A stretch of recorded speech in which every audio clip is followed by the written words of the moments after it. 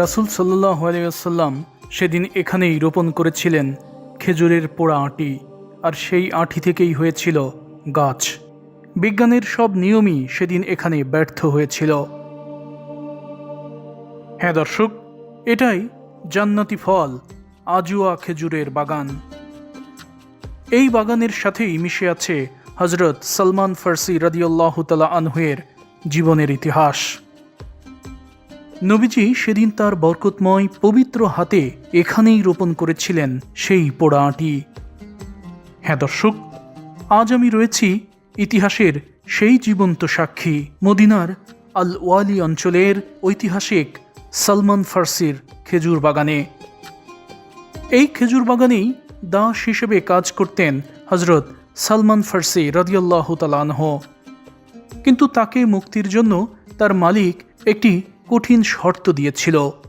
তার মুনিব সালমান ফার্সিকে বলেছিল, মুক্তি পেতে হলে তোমাকে ৩০০টি খেজুর গাছের একটি বাগান তৈরি করতে হবে। অর্থাৎ খেজুরের বীজ বপন করবে, এরপর সেই বীজ থেকে চারা হবে, গাছগুলো বড় হবে এবং বড় হয়ে যখন সেই গাছে খেজুর ধরবে এবং সেই খেজুর যখন পাকবে তখন তুমি মুক্তি পাবে। দর্শক, চিন্তা করুন কি কঠিন শর্ত এটি। আসলে ওই মনিবের সালমান ফার্সিকে মুক্তি দেওয়ার কোনো ইচ্ছাই ছিল না। পর্দায় এই যে খেজুর বাগানটি দেখতে পাচ্ছেন, এগুলোই সেই খেজুর গাছের বংশধর যা সালমান ফার্সির মুক্তির জন্য নিজ হাতে রোপণ করেছিলেন আমাদের প্রিয় নবী হযরত মুহাম্মদ সাল্লাল্লাহু আলাইহি ওয়াসাল্লাম। তবে নবীজির খেজুরের বীজ রোপণের ঘটনার পেছনে আরও বহু ঘটনা রয়েছে, যার সাথে মিশে আছে হযরত সালমান ফার্সি রাদিয়াল্লাহু তাআলা আনহুয়ের ইসলাম গ্রহণের ইতিহাস। বেঙ্গল ডিসকভারির পর্দায় আজ আমি সবই তুলে ধরছি। আপনি শুধু ভিডিওটি মনোযোগ দিয়ে শেষ পর্যন্ত দেখুন আর দ্রুত শেয়ার করে দিন, তাহলে অন্যরাও ইসলামের এই অনিন্দ্য সুন্দর ঘটনাটি জানতে পারবে।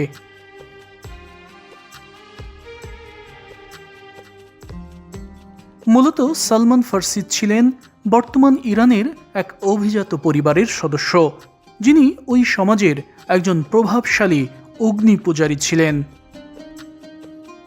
তার জন্ম পারস্যে এবং তিনি কথা বলতেন ফার্সি ভাষায়, যে কারণে তাকে সালমান ফার্সি বলা হয়।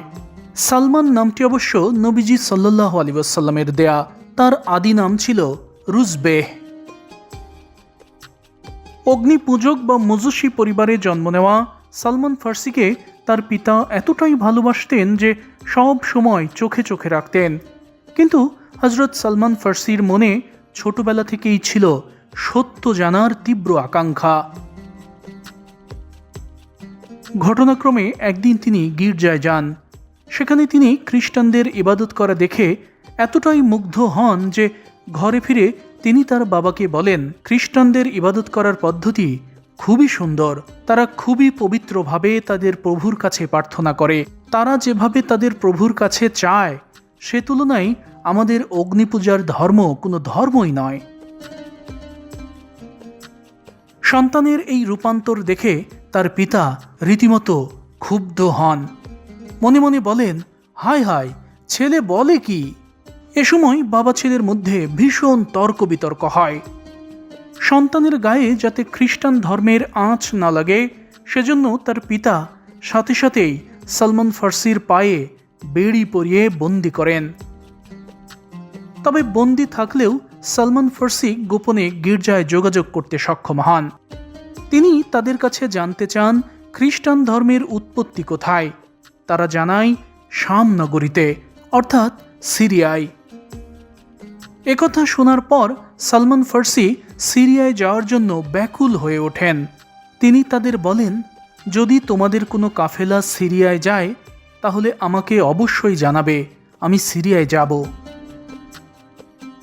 এক পর্যায়ে তিনি খ্রিস্টান কাফেলার সহায়তায় ঘর থেকে পালিয়ে খ্রিস্টান ধর্মের ওই সময়ের সর্বোচ্চ ধর্মীয় শিক্ষা কেন্দ্র সিরিয়ায় চলে যান।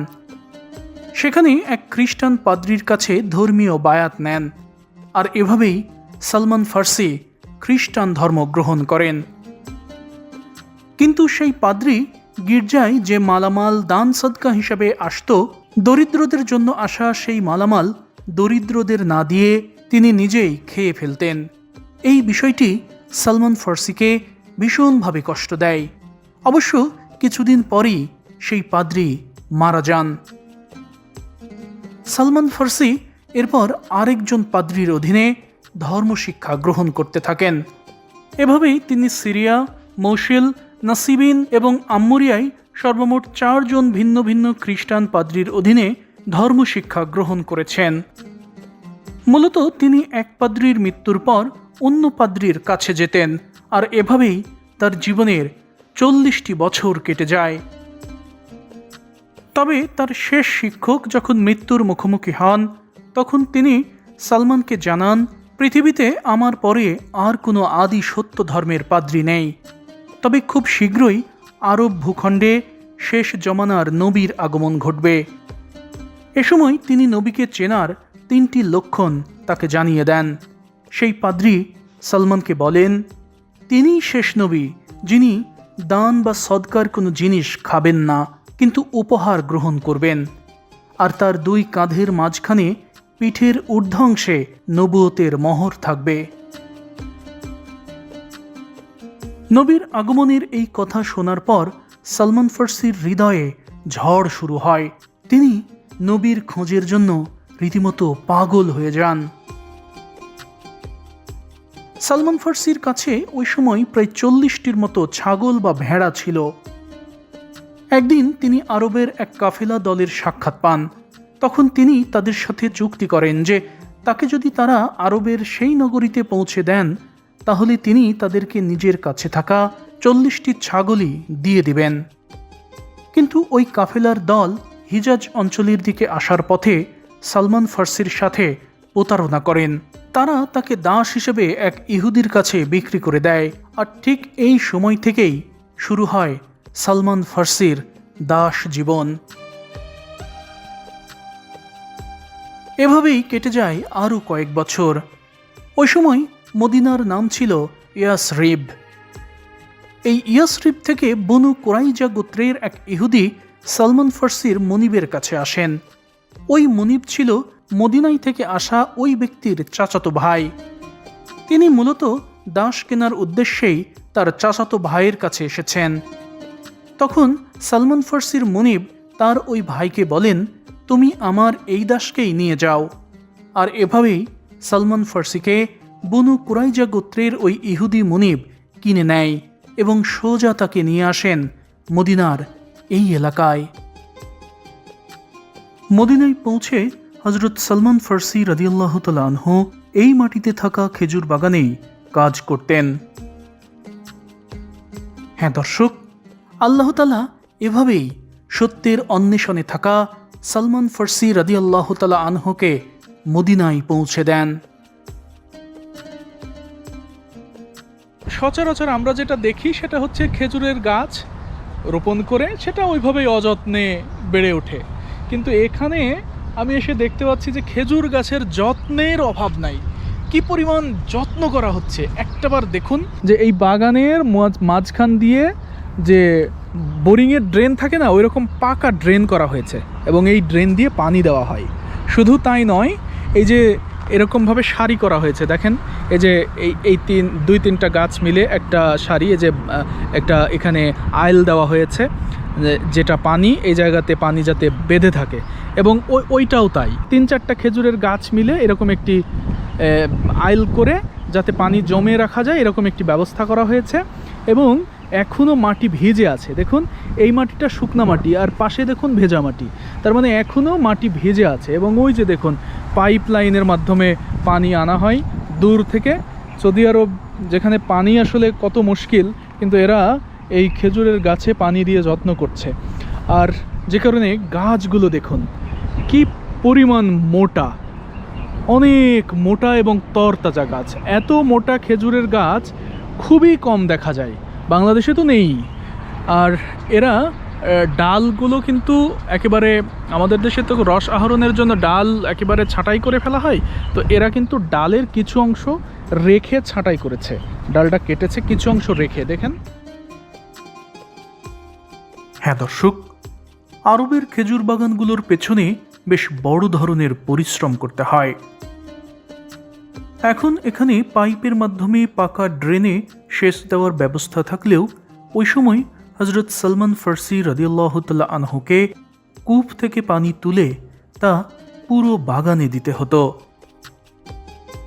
বিশাল আকারের সেই খেজুরের বাগানটি ভেজাতে প্রতিনিয়ত তাকে কি পরিমাণ পরিশ্রম করতে হতো তা নিশ্চয়ই এবার অনুমান করতে পারছেন। একদিন তিনি খেজুর বাগানে কাজ করছিলেন, পাশেই বসেছিলেন তার মনিব। এ সময় এক ইহুদি তার মনিবের কাছে এসে জানায়, মক্কা থেকে কুবা পল্লীতে এমন একজন এসেছে যে কিনা নিজেকে নবী দাবি করছে। এ কথা শোনার সাথে সাথেই খুশিতে সালমান ফার্সি খেজুর গাছ থেকে নিচে ধপাস করে পড়ে যান এবং তিনি তার মনিবকে বিষয়টি সম্পর্কে জিজ্ঞাসা করেন। তখন তার মনিব তাকে ধমক দিয়ে বিদায় করে দেন, বলেন, কুবায় কে আসছে এটা জেনে তোমার কাজ কি? যাও এখান থেকে, কাজ করো গিয়ে। নবীকে চেনার যে 3টি লক্ষণের কথা সালমান ফার্সিকে তার পাদ্রী বলে দিয়েছিল, সেই কথাগুলো তার মনে পড়ে যায়। তিনি তার কাজের ফাঁকে একদিন কিছু খেজুর নিয়ে কুবায় চলে যান। দর্শক, আগের পর্বেই আমি আপনাদের যে কুবা মসজিদ দেখিয়েছিলাম, নবীজি সেই কুবা মসজিদেই তখন বসেছিলেন। এ সময় সালমান ফার্সি সেখানে আসেন এবং নবীজির সাথে পরিচিত হওয়ার পর তিনি তার হাতে কিছু খেজুর দিয়ে বলেন, এগুলো সাদাকার খেজুর, আপনার জন্য নিয়ে এসেছি। নবীজি সাল্লাল্লাহু আলাইহি ওয়াসাল্লাম তখন সাহাবীদের দেখিয়ে দিয়ে বলেন, ওই যে ওদেরকে দাও। রাসূল সাল্লাল্লাহু আলাইহি ওয়াসাল্লামের মুখে একথা শোনার সাথে সাথেই সালমান ফার্সির হৃদয় শিহরিত হয়ে যায়। এরপর আরেক দিন সালমান ফার্সি আরও কিছু খেজুর নিয়ে নবীজির কাছে এসে বলেন, আমি আপনার জন্য কিছু খেজুর উপহার এনেছি। নবীজি সাল্লাল্লাহু আলাইহি ওয়াসাল্লাম তখন সঙ্গে সঙ্গেই তার হাত থেকে খেজুর নেন এবং খেতে শুরু করেন। সালমান ফার্সি এবার মোটামুটি নিশ্চিত হয়ে যান যে তিনিই নবী। তখন নবীজির পিঠে থাকা নবুয়তের চিহ্ন দেখার জন্য তিনি উদ্গ্রীব হয়ে যান, কিন্তু কিভাবে সেই চিহ্ন দেখবেন তা তিনি কোনোভাবেই বুঝতে পারছিলেন না। একদিন একজন সাহাবী মারা যান। নবীজি সাল্লাল্লাহু আলাইহি ওয়াসাল্লাম তখন সেই সাহাবীর মরদেহ জান্নাতুল বাকিতে দাফন করার জন্য অন্য সাহাবীদের সঙ্গে নিয়ে যাচ্ছিলেন। তখন সালমান ফার্সি নবীজির ঠিক পেছন পেছন হাঁটতে থাকেন, কিন্তু নবীজির পিঠের ওই চিহ্ন দেখার জন্য তিনি একবার বামে যান, একবার ডান দিকে যান। এ সময় অন্য সাহাবীরা বলাবলি করতে থাকে যে এই লোকটি এভাবে হাঁটছে কেন? রাসূল সাল্লাল্লাহু আলাইহি ওয়াসাল্লামের সালমান ফার্সির এই বিষয়টি আগে থেকেই জানা ছিল। নবীজি তখন এক পর্যায়ে তার গায়ের চাদর একটু ঢিলা করে দেন, যেন নবুয়তের মোহর সে দেখতে পায়। নবীজি যখনই তার গায়ের চাদর একটু নিচে নামিয়ে দেন, তখন সাথে সাথেই সালমান আল ফার্সি রাদিয়াল্লাহু তাআলা আনহু নবুয়তের সেই চিহ্ন দেখে ফেলেন এবং তিনি তখন চিৎকার দিয়ে নবীজিকে জড়িয়ে ধরেন এবং সেই নবুয়তের চিহ্নতে চুমু খান। কাঁদতে কাঁদতে হযরত সালমান আল ফার্সি রাদিয়াল্লাহু তাআলা আনহু তখন নবীজির কাছে তার জীবনের সব কিছু খুলে বলেন। রাসূল সাল্লাল্লাহু আলাইহি ওয়াসাল্লাম তখন সালমান ফার্সিকে কালিমা পড়ান এবং তার সত্য অন্বেষণের দীর্ঘ যাত্রা তাকে দাস জীবনে পরিণত করেছে শুনে নবীজি তাকে বলেন, তোমাকে দাস থেকে মুক্ত করতে কি করতে হবে? সালমান ফার্সি নবীজিকে তখন জানান তার মনিবের সাথে তার যে চুক্তি রয়েছে তা হল 40 গ্রাম স্বর্ণ আর 300 খেজুর গাছ রোপণ করে দিলেই তার মনিব তাকে মুক্ত করে দেবে। নবীজি সাল্লাল্লাহু আলাইহি ওয়াসাল্লাম তখন সাহাবীদের উদ্দেশ্যে বলেন, তোমাদের মধ্যে কে আছো যে তোমার এই ভাইটিকে মুক্ত করবে? তখন সাহাবীরা সবাই মিলে কেউ 20টি, কেউ 30টি, এভাবে সবাই মিলে 300 খেজুর গাছের ব্যবস্থা করে ফেলেন। আর কোনো এক যুদ্ধে রাসূল সাল্লাল্লাহু আলাইহি ওয়াসাল্লাম একটি স্বর্ণের টুকরো পেয়েছিলেন। তিনি সেই স্বর্ণের টুকরোটি সালমানকে দিয়ে বলেন, এটা নিয়ে যাও, মেপে দেখো কত গ্রাম হয়। স্বর্ণের টুকরোটি মাপার পর দেখা যায় সেটি আশ্চর্যজনকভাবে 40 গ্রামই ওজন হয়। কিন্তু এ পর্যায়ে সলমান ফার্সির মুনিব বেঁকে বসেন। তিনি বলেন, তুমি তখনই মুক্তি পাবে যখন তুমি 300টি খেজুর বীজ মাটিতে পুঁতে দেবে এবং এরপর সেই গাছ বড় হবে, খেজুর ধরবে এবং সেই খেজুর যখন পাকবে তখন তুমি মুক্তি পাবে। এই খবরটি সালমান নবীজি সাল্লাল্লাহু আলাইহি ওয়াসাল্লামের কাছে এসে জানান। তখন রাসূল সাল্লাল্লাহু আলাইহি ওয়াসাল্লাম কয়েকজন সাহাবীকে নিয়ে এখানে এই মাটিতেই আসেন। নবীজি এখানে এসে সেই ইহুদির কাছ থেকে আটিগুলো চান এবং বলেন, আমি মাটিতে আটি পুঁতে দেব। ইহুদি মুনিব নবীজির মুখে একথা শোনার পর সেই আটিগুলো পুড়িয়ে দেয়। রাসূল সাল্লাল্লাহু আলাইহি ওয়াসাল্লাম তখন সলমান ফার্সিকে বলেন, তুমি পোড়া আটিগুলো আমার হাতে দাও। এ সময় হযরত আলী রাদিয়াল্লাহু তাআলা আনহুকে নবীজি বলেন, আলী, তুমি আটিগুলো মাটিতে গাড়ার জন্য গর্ত খুঁড়তে থাকো, আর সালমান, তুমি আমি আটি ফেলার পর কূপ থেকে পানি নিয়ে এসে ঢালতে থাকবে, কিন্তু মনে রাখবে কাজ শেষ না হওয়া পর্যন্ত পেছনের দিকে তাকানো যাবে না।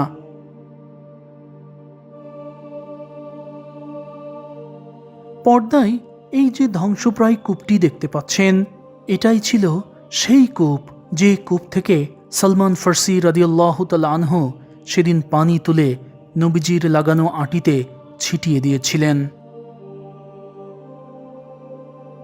এই কূপটির পাশেই একটি ভাঙা ঘর ছিল সলমান ফার্সির, যেখানে তিনি দাস হিসেবে মদিনায় যতদিন ছিলেন ততদিনই সেই ভাঙা ঘরেই বাস করতেন। কবছর আগেও এখানে সেই ঘরটি টিকে ছিল, তবে এখন এখানে এই ধ্বংসপ্রায় কূপটি ছাড়া আর কোনো কিছুই অবিকল নেই।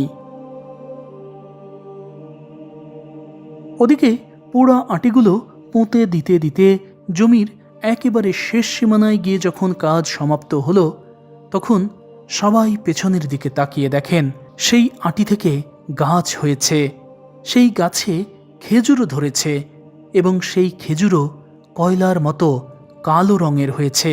আর কালো রঙের সেই খেজুরকেই আজ আমরা আজুয়া খেজুর হিসেবে চিনি। হ্যাঁ দর্শক, এগুলোই সেই খেজুর গাছের বংশধর যেগুলো রাসূল সাল্লাল্লাহু আলাইহি ওয়াসাল্লাম নিজ হাতে রোপণ করেছেন। এখানে খেজুর কেনারও ব্যবস্থা রয়েছে, তবে আমরা দুপুর টাইমে আসায় সেখানে প্রবেশ করতে পারিনি। বিকেলে আসরের নামাজের পর কিছু সময়ের জন্য সলমান ফার্সির এই খেজুর বাগানের সেই অংশ খুলে দেওয়া হয়। তবে নবীজির হাতে লাগানো এই বাগানের খেজুরের দাম অনেক টাকা। এই বাগানের 1 কেজি আজওয়া খেজুরের দাম এখানে 150 থেকে 300 রিয়াল পর্যন্ত হয়, যা বাংলাদেশি টাকায় 5,000 থেকে 11,500 টাকা পর্যন্ত দাম হয়।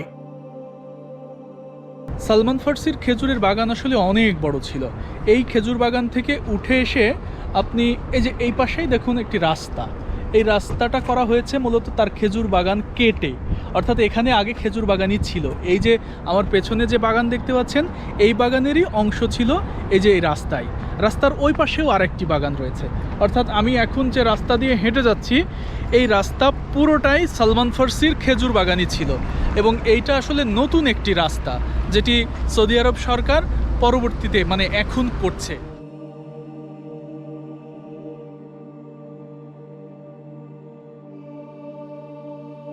দর্শক, পোড়া আটি থেকে চোখের পলকেই গাছ জন্মানো এবং সেই গাছে খেজুর ধরে পেকে যাওয়ার এই ঘটনা রাসূল সাল্লাল্লাহু আলাইহি ওয়াসাল্লামের নবুয়তের অন্যতম মুজিজা, যা দেখে মানুষ দলে দলে ঈমান এনে মুসলমান হয়ে যান। রাসূল সাল্লাল্লাহু আলাইহি ওয়াসাল্লামের নিজ হাতে রোপণ করা গাছের সেই খেজুরই আজ অবধি পৃথিবীর সবচেয়ে দামি খেজুর, যা আমাদের কাছে পরিচিত আজোয়া খেজুর হিসেবে। রাসূল সাল্লাল্লাহু আলাইহি ওয়াসাল্লাম বলেছেন, যে ব্যক্তি প্রতিদিন সকালে 7টি আজোয়া খেজুর খাবে সেদিন তাকে কোনো বিষ বা জাদু ক্ষতি করতে পারবে না। ইবনে মাজাহ এবং সুনানে তিরমিজির আরেকটি হাদিস থেকে জানা যায় যে নবীজি সাল্লাল্লাহু আলাইহি ওয়াসাল্লাম বলেছেন, আজওয়া খেজুর জান্নাতের ফল, প্রতি ভোরে তা খাওয়া বিষের প্রতিষেধক।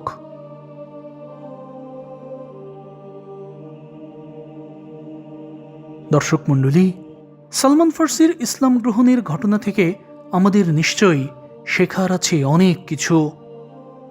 আপনি যদি সত্যের অন্বেষণে থাকেন, সত্যের সন্ধানে থাকেন, তাহলে সত্য একদিন না একদিন আপনাকে ধরা দেবেই। সালমান ফার্সি রাদিয়াল্লাহু তাআলা আনহু ছিলেন প্রকৃত সত্যের সন্ধানে। পারস্যের রাজকীয় বিলাসিতা, পায়ে লোহার বেড়ি, একের পর এক প্রতারণা আর যুগের পর যুগ দাসত্বের নির্মম কষাঘাত, কোনো কিছুই সালমান ফার্সি রাদিয়াল্লাহু তাআলা আনহুয়ের ভেতরের তৃষ্ণাকে মেটাতে পারেনি। আর সত্য অনুসন্ধানের এই নেশায় তাকে পারস্য থেকে শত শত মাইল পথ পাড়ি দিয়ে একসময় ঠিকই পৌঁছে দিয়েছিল মদিনায় রাসূল সাল্লাল্লাহু আলাইহি ওয়াসাল্লামের সান্নিধ্যে।